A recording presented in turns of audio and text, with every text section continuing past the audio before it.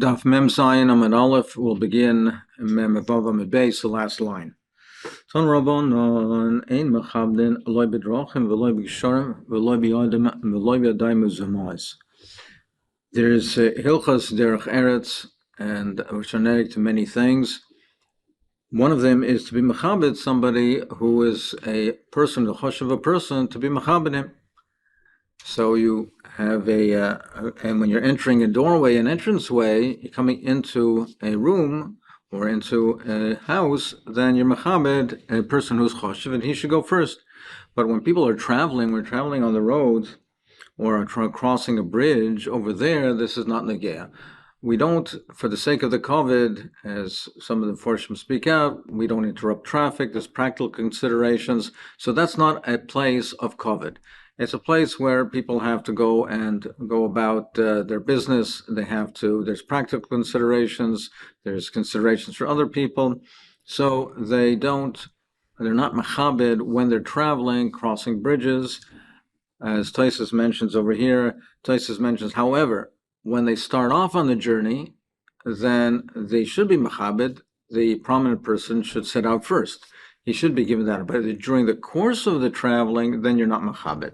And also not biyadayim mizumois, that's for my machrainim. Now we learned before that when we come to the last five, then we are given the one who's going to bench, he's given the my machrainim first, but that's for the purposes of preparing himself for benching.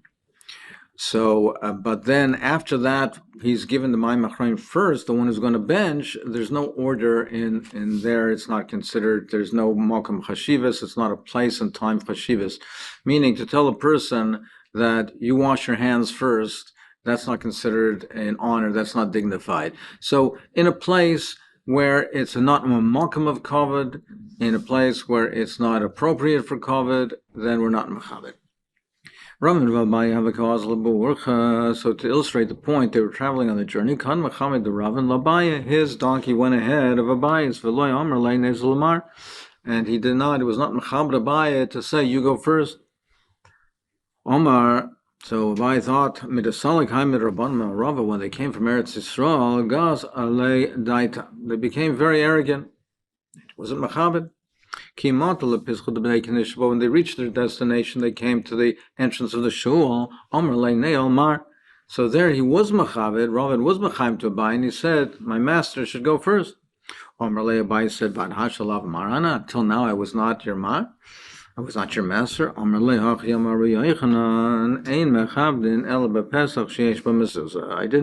not mechabed beforehand because it's not a makam kavod. You're only mechabed a place, a doorway which has a mezuzah. Only if it has a mezuzah, the less of a mezuzah loy. If it doesn't have a mezuzah, not. Elamiata, basic knesses is basic measures, the less of mezuzah, achinami, then mechabed, not mechabed in an way to shul or a base measure that doesn't have mezuzah. Elaima, rather, say the pshat is, bepesach haroy la mezuzah. Doesn't mean if there's actually mezuzah or not. It means an entranceway which is a proper fixed entranceway, which one would put a mezuzah on, which has the halachas of a Pesach, a mashkev, and mezuzahs and a mashkev that has the halachas of a Pesach that you would put a mezuzah. So that's where you mechabed. That's a makam kavod, but not traveling. So a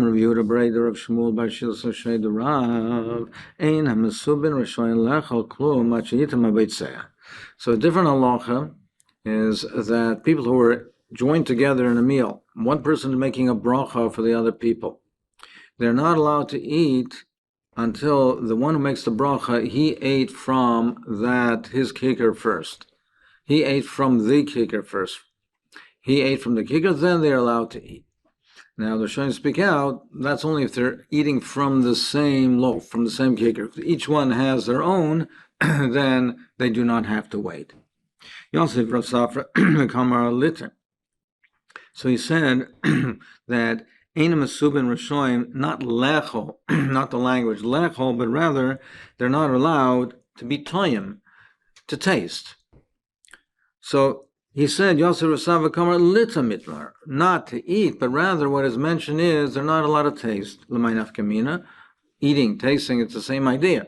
They can't take a bite until the Baitzea, the one who said the bracha, he took the bite first. My nafkamina, there really is no practical nafkamina halacha, but rather shechayvanam loimer v'loshan rabbi, because he just wanted to be precise, to record exactly what his Rebbe said. Because when saying over something from his Rebbe, one has to be precise. Things could get misinterpreted, things could get lost in the translation, in nuances. So therefore, one has to be absolutely precise when saying over what his Rebbe said. And keeping in mind that this is Torah Shabbal Peh, when things were not recorded. So everything was transmitted orally, so it had to be precise, so that's why he corrected it. If two people are eating from the same bowl, they have the same food, they're sharing together. If one pauses and stops, the other one should stop as well. That's the Hilchos Derech Eretz, so one stops, the other should as well. But if the three people are joined together, eating together, and one person stops, the other two are not mechuyev to stop and wait for him. Another halacha, the Baitseya, the one that made the bracha on the Maitzi, he's the one that should eat first. He's the one that is mechubah to eat first. But if he wants to bestow that honor on his Rebbe or someone who's greater, he's permitted. It's an Inyan of Kovet, he can be Michael, he's permitted to do so. So there was making the chassan for his son. So he taught him Hilchos Birchos Hamazon, the minhag is to be machabed the chassan with benching, so he taught him Hilchos Birchos Hamazon. So he taught him Eina Baitzei Rashay Levtzaya Ad Sheyichla Amen Mipi Ha'aynim. The Baitzei, he one who made the Hamaitzi, he's not allowed to eat from the bread until the participants have completed saying Amen. Till they said Amen to his bracha, then he can start eating. Rav Chisda Amar Mipi Roivaynim. He said not all of them, he said from the majority. Why are you making this distinction? So you're saying Ruba, you must wait for the Roy, for the majority, because otherwise they haven't finished Amen, the bracha is not completed. So you can't eat yet. So miyutanami loikalya bracha. Well, even if it's a minority, the bracha has not been completed. The Amen hasn't been completed by all the participants. No, because that miyud that are still saying Amen, they're dragging out the Amen. It's not proper to drag out the Amen. It misconstrues the meaning of it. So even though we say that answering Amen, that's part and parcel of bracha, the bracha is not completed until you hear Amen, but that's not an appropriate Amen.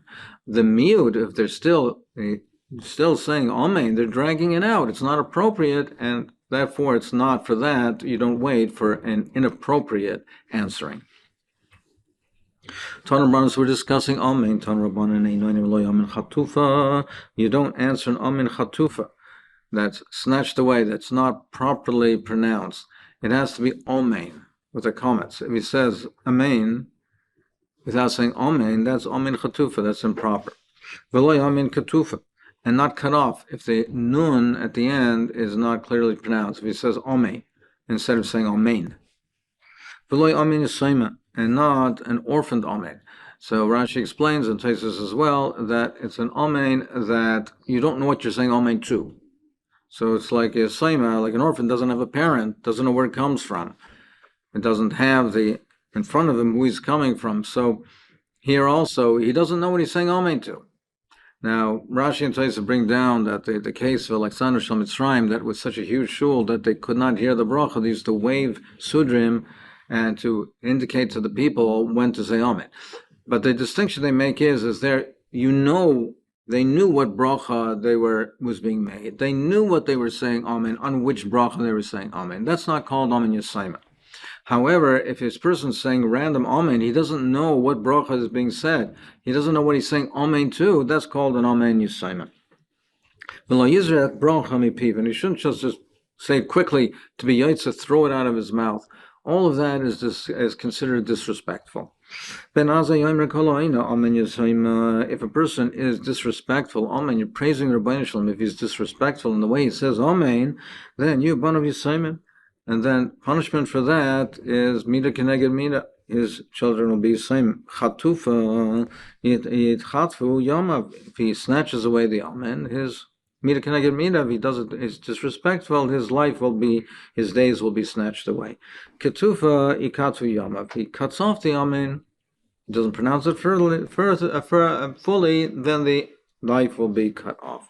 But on the other hand, if a person says the Amen properly, now we don't mean in this context, he says it longer than he should, and it's misconstrued, the pronunciation, therefore it's not a proper Amen. We mean Marach, he says it properly, fully, not excessively, but he says it fully and pronounced properly with the proper kavana,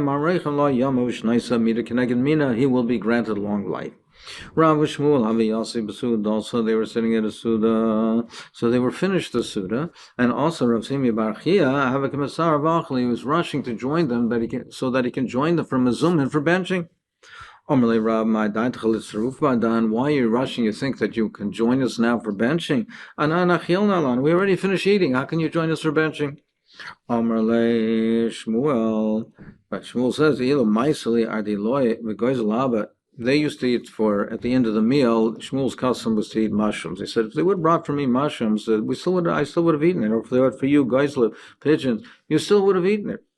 So we would have eaten it. So therefore, the meal is not considered concluded, and therefore he can still join us and form the Mezumim.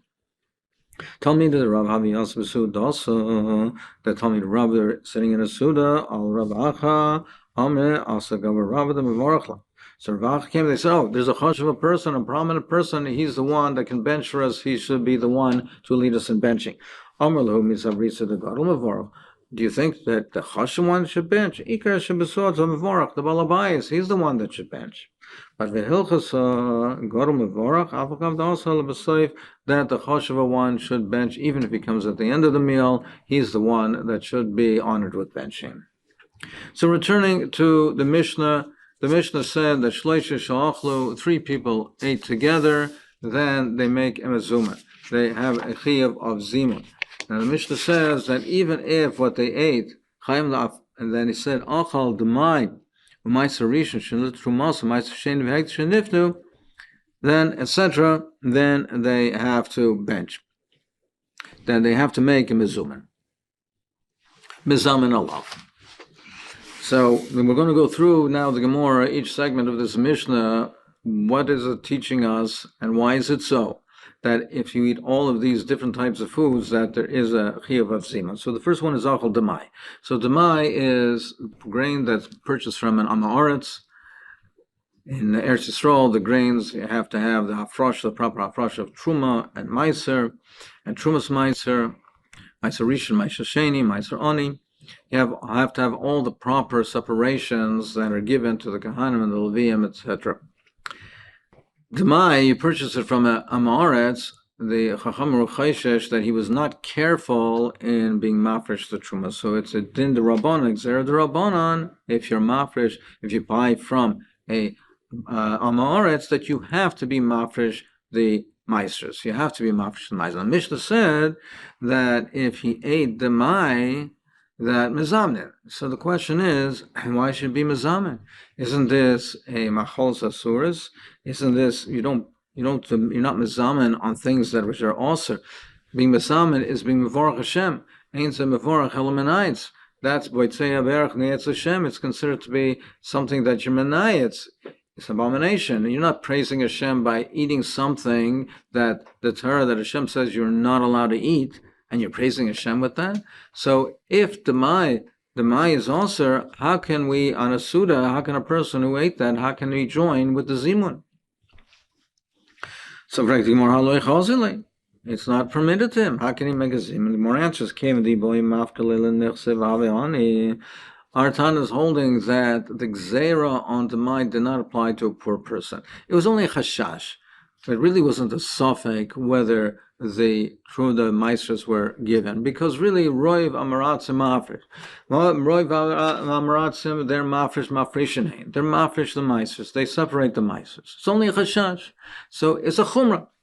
They did not make this Chumrah for a poor person. So therefore, it's not absolutely asur. So this concept that you're eating something which the Torah forbids, or even the Chachamim, if they forbid it, if it's absolutely forbidden, you cannot make a bracha. But this is a din d'Rabbanan, and it's not absolutely forbidden.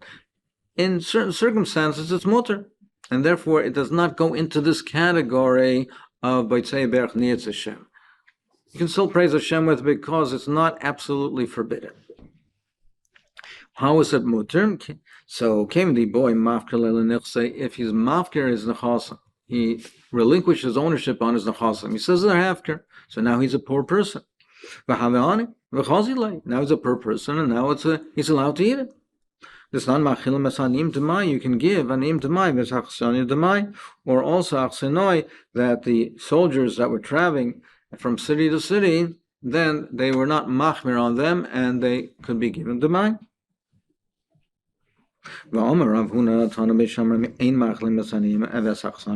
Beishamai argues. However, our Tana is not going like Beishamai, and he holds that it's mutter in these circumstances, so it's not absolutely forbidden, and therefore mizamin, you can be mizamin.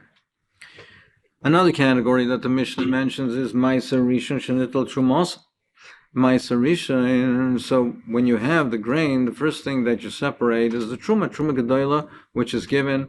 The Mida Beinanis, the middle measure is a 50th, 2%, it's given to a kohen. After that, 10% of the remainder is given to the Levi. So the Mishnah says the Ma'aser Rishon, where Truma was taken off. Well, if the Ma'aser Rishon Truma was taken off, then it would seem to be that it's like regular grain, it's mutter. So what's the chiddush that you're mizana? In fact, the more pshita. So there should be a pasha. The more answers like tzricha l'shegdim v'shibal and the hifish mimena trumas ma'aser v'lo hifish mimena truma gedola. The case that we're talking over here, and the chiddush over here is avada if truma gedola was taken and now the trumas ma'aser is taken, it's mutter.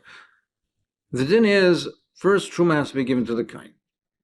Then a 10% is given to the Levi, and from that, the Levi gives 10% Trumas Meiser, which is given to the Kohen. The Chiddush over here is that before it was processed, before the grain was processed, it still was in the shibolim stage, it was in the stalks. If the person, the owner, did not give the Truma Gdoila, he did not yet give the percentage to the Kohen. Now, he gave 10% to the Levi.